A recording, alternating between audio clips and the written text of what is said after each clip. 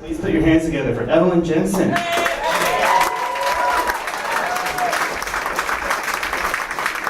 Underground, how we doing?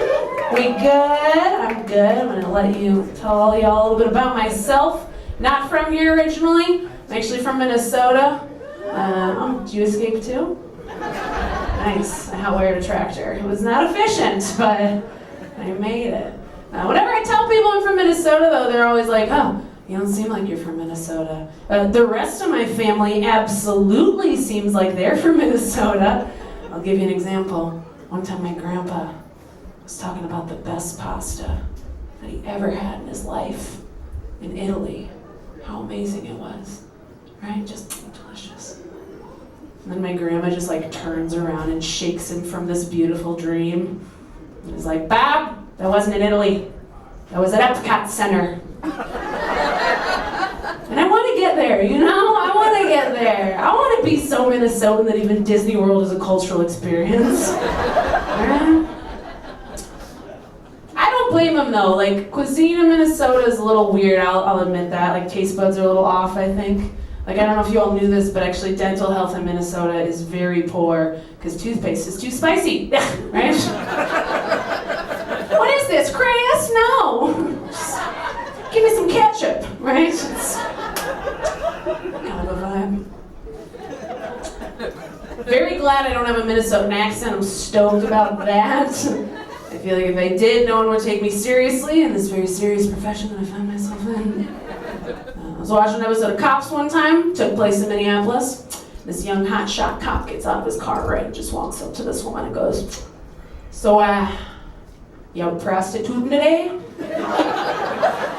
What the fuck, you guys? Like, how do you do your job as a cop after making a comment like that to somebody, right? Like, what do you say next? Like, "Oh, ma'am, I'm sorry, you're under arrest for tooting around." There's just no logical next step.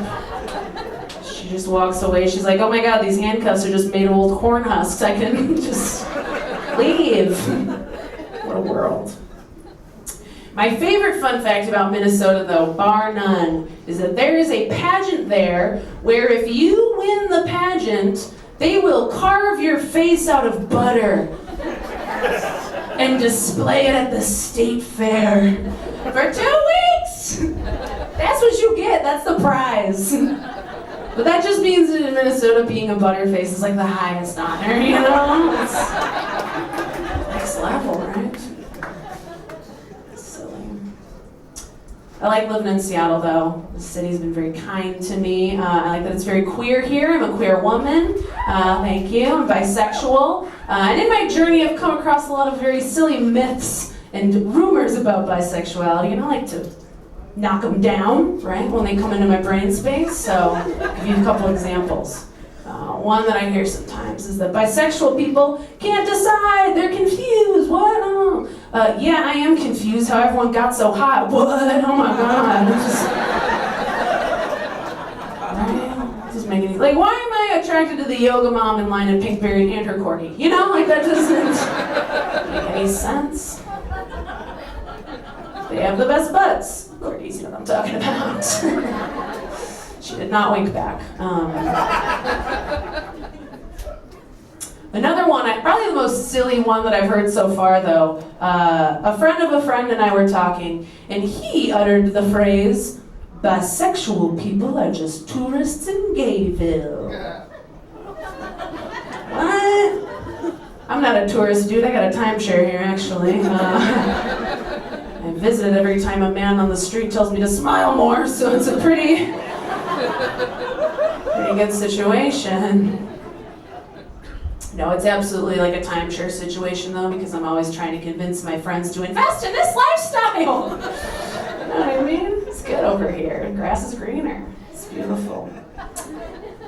As a queer woman, I do deal with a little bit of internalized homophobia, which is no fun at all. If you don't know what that is, it's basically just like a voice in your head, right? Just, encouraging doubt for who you are as a person. It sucks. This past summer, I was getting ready to go to San Francisco for the Pride Festival. I was super excited, and I was like, should I pack my Birkenstocks? And my brain was like, nah, too gay. Don't do it. Did you hear where I was going, dude? I'm not trying to pass. It's silly. Internalized homophobia makes you do very irrational things sometimes. Very, just doesn't even make any sense. When I wasn't out and I was very ashamed of who I was, I wouldn't even write in my journal about my own gay-ass feelings. Can you believe that? What was I afraid of, right? In my mind, here's how it would play out, deepest fear, right? I write in my journal about how I feel, I die suddenly, and then like Washington Post gets a hold of it, I guess, runs off. And then there's like some, headline about me, like after the fact, like area woman dies tragically, love the puss, what a dyke. Like that's what I was afraid of.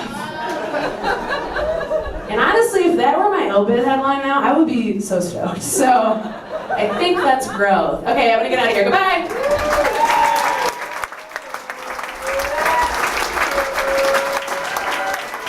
Evelyn Jensen.